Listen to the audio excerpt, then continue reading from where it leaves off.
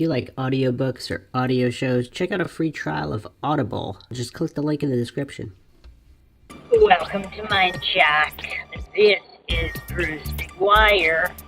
I wanted to go over a couple things in the methodology of truth seekers, in the overarching scope of everything that MINDSHOCK goes over, from conspiracies to true crime cold cases and various mysteries of the universe, the paranormal, and the supernatural. What is the ideal methodology of a truth seeker? If you're a longtime listener of the podcast, you know logic is at the forefront, and understanding how logical fallacies work in order to prevent fallacious thinking or reasoning in one's quest for the truth.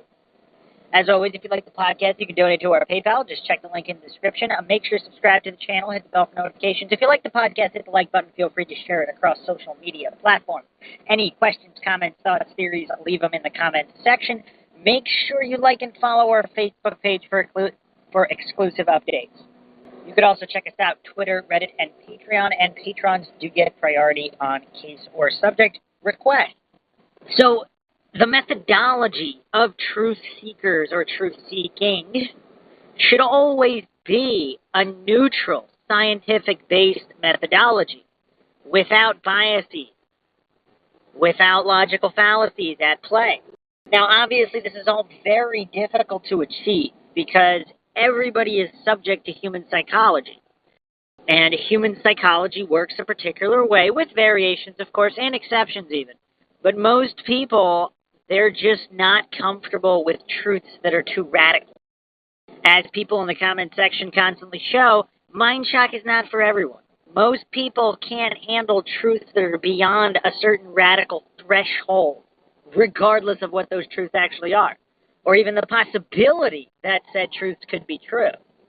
Most people simply do not have developed enough logic and mental strength to overcome cognitive dissonance and other psychological factors to accept or even entertain truth. And of course, it is the mark of an intelligent mind to be able to consider an idea as true without believing in it. And you could always kind of separate the men from the boys in any kind of logical debate of any kind, as to those who can't even honestly conceptualize something. So they'll never honestly examine it for truth, and they'll never be able to go beyond the box, the mental box they've created for themselves. You can see this in various ways in various conversations. The more radical the topic, the easier it is to see it. So, for example, you want to bring up flat Earth or any of the more extreme conspiracies that a lot of people don't want to touch, and you'll be able to observe these psychological effects. And that's actually one of the most useful things about extreme conspiracies. You can see why certain people, how herd mentality manifests, regardless of what the real truth is. Even if those who bought into the religious dogma of scientism and they believe the right model, but they do so on religious indoctrination, not neutral, logical, scientific scrutiny. And it's very, very obvious to see, again, for example, in the Flat Earth conspiracy. If the heliocentric model is true, you have all these devout, religious, sheep-minded individuals who all they can do is appeal to authority and appeal to popularity to justify their faith-based beliefs while pretending they're being scientific. So it's almost like if they're on the right side, they're on the right side accidentally. Like a lottery winner who just randomly picks numbers, who happens to be, they could be some strung out drug addict with an IQ of 30, and they might have still been able to get the right lottery numbers. So they were right. Or if they randomly pick any kind of 50-50 idea and they happen to be on the right side, how are they on the right side? So it's very interesting to examine the psychology of the anti-conspiracy theorists, the coincidence theorists, those that believe that nothing can be more than mere coincidence. Despite logic and reason and historical precedent, they just will never believe in any conspiracy no matter what. They are coincidence theorists to the core, devout, to their religious model. So in the methodology of a truth seeker, you have to understand this kind of psychology and also not be biased to jump to the other side. Like, for example, if the heliocentric model is the correct model, just because of all these loonies and religious, dogmatic, anti-science individuals peddling the dogma of the heliocentric model without actually understanding or logically scrutinizing any of it, that doesn't mean the Earth is flat. Now, you're not going to just jump to the other side.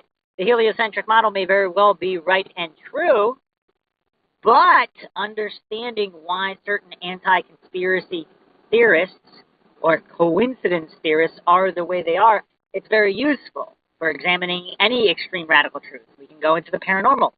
Why do some people believe in ghosts? Why do some people not? Why do certain people believe ghosts aren't real, so they will never even consider the possibility of ghosts for any reason? I mean, can you think of a more anti-science, dogmatic, religious, faith-based mental model than to not believe and to just be resigned to never believe no matter what, no matter how much evidence is presented?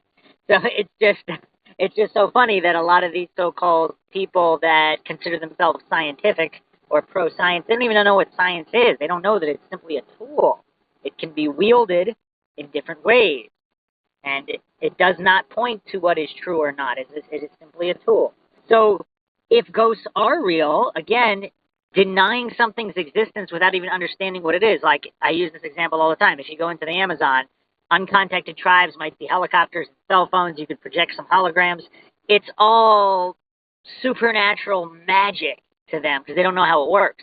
Now, how silly is it to say, oh, that cell phone doesn't exist? Of course it exists. You might not know exactly what it is.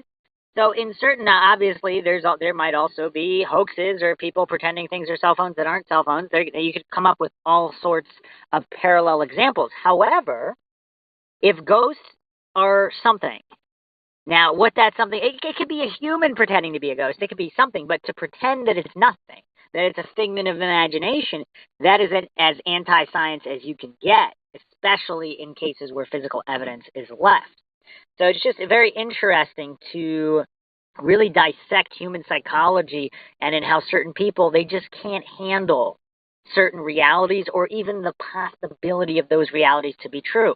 Like, again, with conspiracy theories, certain people, they're just so naive and sheltered in their worldview that they can't even consider a world where rich people would coordinate anything devious to further any kind of agendas or interests. And they just can't, it's beyond them. Like, for whatever reason, I guess they think that only the most good-hearted, honest, and just people would ever be attracted to political offices, and that they would never make any deals with any kind of other businesses or shady interest groups for any reason to push any agenda ever. And then if it was ever compromised in any way, that they would do something to cover it up. They just don't believe it happened. It's kind of funny. I was actually looking at terminology used in the mainstream, because conspiracies happen, I mean, pretty every day, multiple times a day. It just, the media does a really good propaganda campaign against the word conspiracy. So they'll call things scandals, or they'll call things scandals, tragedies, debacles, plots. They usually carefully avoid the word conspiracy, even though they're proven conspiracies every day. It's just more than one person. And so, again, I guess some of these coincidence theories really think that criminals just will never work together no matter what, or pay anybody off to further any agenda ever. Now, I'm not talking about a certain percentage of people who believe conspiracies could be true, and then there are certain proven conspiracies, but they just say, oh, but it'll never be something of this magnitude. Like, they just appeal to incredulity endlessly. So they don't understand the illogicality of saying, oh, well, maybe these people might work together to do this level conspiracy, but they just would never take it up to this other level. So, I mean, that's almost even sillier, because then if you have enough logic to see that certain people can commit this crime at this level, but for whatever reason, they just magically will never push it. Like a serial killer just won't kill more than 10 people. They just won't do it. And then there'll never be a serial killer who works with another serial killer, even if when you have documented evidence of that happening, regardless of how rare. So you have all these different lines of reasoning people use, mental gymnastics, hoops they jump through, straws they grasp to justify their own belief system. So once again, a quote attributed to Mark Twain, it's easier to fool someone than to convince them they've been fooled. So obviously, the greater the conspiracy, the sillier one with an ego issue might think that that would make them look stupid. So of course they can't look stupid, so the conspiracy must not be true. And that's the usual line of thinking of extreme coincidence theorists. They just will never admit they could be wrong about anything. You'll see narcissistic traits. You'll see Dunning-Kruger to the max, where humans just basically, they always think they understand or know more than they do. And then, of course, the ego prevents them from honestly examining that. And you can see that everywhere. You can see that everywhere on the internet. And once again, the extreme conspiracies are the easiest to see this. For example, Flat Earth and the more extreme conspiracies. So continuing on with our methodology, so understanding human psychology, not falling for those pitfalls. To remain truly honest and objective, one has to be mentally strong enough to be able to handle any kind of truth, regardless of what it is. So you're not going to go in there with any kind of preconceived notions or biases. You have to be strong enough to consider that the base layer of all your knowledge, that first line in a house of cards, that it really could be a house of cards, and not to be afraid of it. Truth seekers are simply not afraid of saying, oh, look, all this time and effort invested by society, by schools, it could all be wrong. Now, again, the majority of people, the sheep, the herd-minded lemmings, it's just easier. It's less scary to run off the cliff with all the lemmings than, go down a road on your own where you don't know where it leads. And especially in the modern world, most humans are addicted to luxury and comfort, mental or physical. And it's just a bridge too far to do anything painful. It's like the equivalent of being an honest truth seeker is like someone running ultra marathon. It's just, that's what your mind has to do. How many people are willing to run ultra marathon? Just continually. There are very, very few people in the world that have that physical toughness and mental toughness as it relates to the physical. How many truth seekers are willing to put their brain through that much? It's pretty much no one. And the more these institution lackeys have invested, the harder for them is to see the house of cards that all of society is built on. So even if they happen to accidentally pick the right side of something, the psychology is very evident on what psychology they go through. Logic and logical fallacies are of the utmost importance, and knowing their limitations as well. Just because something is fallacious doesn't mean the conclusion one draws from a fallacious reasoning is false. That would be the fallacy. So obviously it's better to think critically and logically than not, but also not to be confused or even obsessed with that final point, because in a lot of situations where information is limited, especially in any kind of top-level conspiracies, if you're just a private citizen, you don't have top-secret clearance. There's only so much that you're going to be able to figure out from publicly available information, that kind of being okay with there being no final conclusion is also very, very important, because if one becomes too obsessed with finding the definite answer, like in a math equation, you might end up not seeing the forest through the trees, and you can get stuck and blindsided by certain points, similarly to how the herd-minded coincidence theorists are completely blinded by their own cognitive dissonance, Dunning-Kruger, and other fallacious reasoning, religious indoctrination, and such, that they can't see through that. And, of course, ego domination. So you could see the traits in all these different types of people, and they are very, very evident. But science itself is a very great tool, because real science is neutral and objective. So as long as one knows the difference between scientism, just a religious ideology, a religion, based on appeals to authority and institutional systems having monopolies on truth. And once you see through that, you can see what real science is, and you could use real science as one of the methodologies, a true experimentation, natural science. Observable, measurable, repeatable. Now, these are all quite basics to children, which is actually quite amusing as well, because the older one gets, the more indoctrination one goes through schooling, through college, through work, through mainstream media, exposure to the news.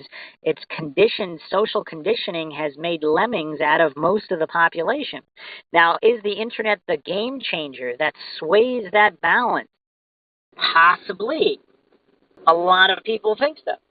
You basically have the Library of Alexandria in your hand, in your cell phone. You can verify anything. You can learn about logic, about science, about all of these things, to use these methodologies to seek the truth without being biased. And this is just like, if you treat truth-seeking as an ultramarathon or as any other kind of sport. There are people that are just genetically predispositioned to be more talented in the pursuit of truth. They just aren't so ego-dominated or narcissistic. They don't exhibit so much hubris that they can't re-examine base layers of any kind of knowledge. And it's a talent like anything else. Certain people have it, certain people don't. Other people have to work harder. Others still, the hard slap of any kind of awakening or truth, any kind of epiphany, some people need a harder slap than others. And others still, are they hopelessly indoctrinated to the point of no return? I don't know. Maybe, maybe not. NPCs. An NPC is a term that gets thrown around, a non-playable character, people who can't think for themselves, they can only follow the crowd, like a programmed background character in a video game. They're not a main player. They can't really do much. And if you think, I'm sure you'll think of certain people in your life that could be particularly thought of as NPCs. But is that because they can't, or simply they won't? It's just too uncomfortable to do anything than kind of go where you're guided by the masters and controllers.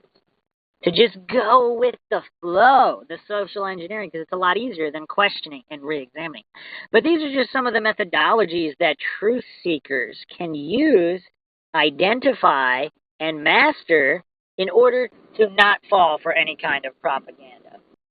So being a critical thinker goes hand in hand with being a truth seeker. If you just accept what you're told by authorities all the time, which is kind of how social engineering is built on, you got experts in this, experts in that, and then everybody just takes on blind faith and gospel truth that whatever these so-called experts had to go through to be taught, that it was legitimate and it was correct, even though history shows us the complete opposite.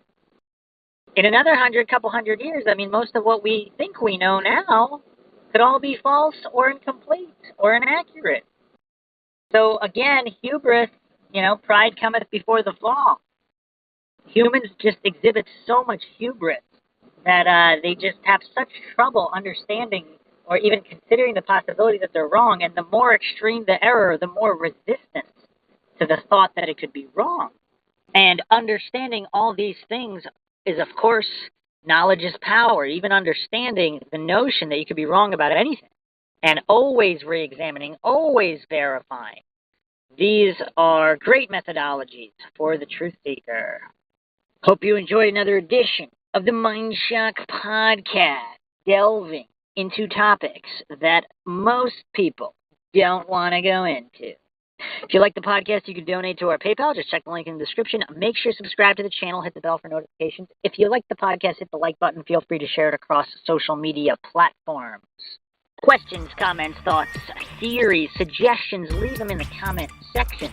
Like and follow our Facebook page for exclusive updates, and you can also check us out Reddit, Twitter, and Patreon. This is Bruce McGuire signing off. Catch you guys next time.